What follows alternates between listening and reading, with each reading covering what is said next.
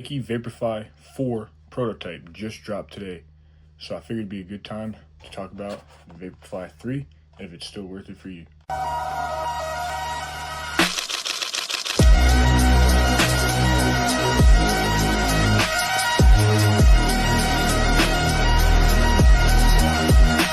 The VaporFly 3 has been out for quite a while. It's been used to break records in marathons and things like that, right? People use it for 5Ks, whatever it may be. It's a great overall shoe, but is it still worth it now that the 4 is out? There's gonna be some price drops because the 4 is now out. So maybe there's a few people trying to save some money instead of buying the brand new pair. I have your carbon fiber plate right here, and then you have the Zoom X along the whole sole. And on the outsole, it's quite thin. You have those little cutouts to kind of try and save some weight. There's 2 rubber pads in the back. This mesh that's very breathable up front. Laces too also are angled to be able to get a tighter fit around your foot. As a lot of you probably already know, the tongue is pretty long. Now heel, you have that heel hook. All right, let's get out on the road and test them out. Right off the bat, initial feel, I mean, they definitely have plenty of that Zoom X in them.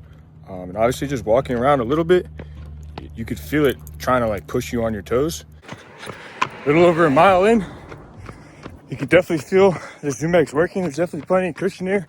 You definitely feel that plate trying to propel you forward. I will say that I just got done the CrossFit Open 25.3. So I am feeling a little slow, a little gassed out from the jump.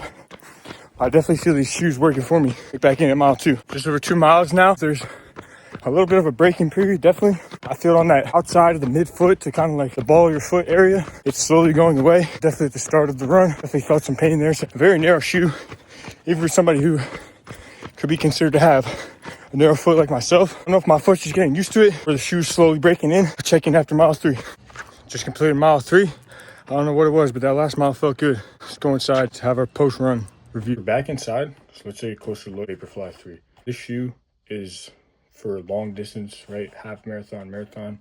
You can run shorter distance, but it's not really what it was designed for, right? You're gonna get about 200-300 miles out of these, so it's definitely not something you're gonna wear every day. I wouldn't recommend pulling them straight out of the box and doing a half marathon. Definitely break them in on the run, like I was saying. My foot is narrow, and I could still feel the tightness, like kind of like right here and right here. As the run went on, I'm not sure if my foot just got used to it or if the shoe was actually breaking in and loosening up a little bit, but I definitely did feel that tightness. Now that could have just been, I like my laces super tight, so that could have been another reason why. It was definitely, my foot was definitely anchored in. My foot did not move around at all. There was no heel movement, I guess, especially because of this padding right here. I did attempt to run on my heel, as you can see, just so that those people out there that are heel strikers, this shoe is not for you. The second I started trying to heel strike, it felt like I was running in reverse.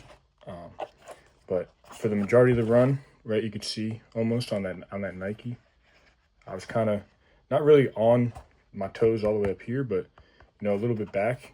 You could definitely feel the shoe propelling you forward, especially as I started to get used to the shoe. I would say the first 2 miles where there was breaking in the shoe or actually getting used to the shoe were a little bit rough. And then after that, that last mile felt really good. Other than that, I think it's a great shoe.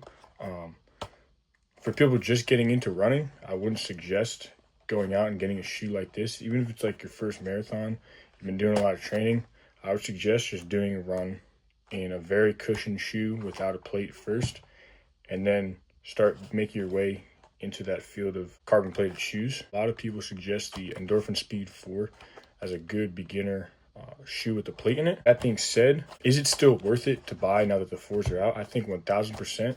I think you're gonna get a really great shoe, and it's gonna be at a discounted price now that there's a new model out. You're not paying that full $260 anymore like you would be for the 4.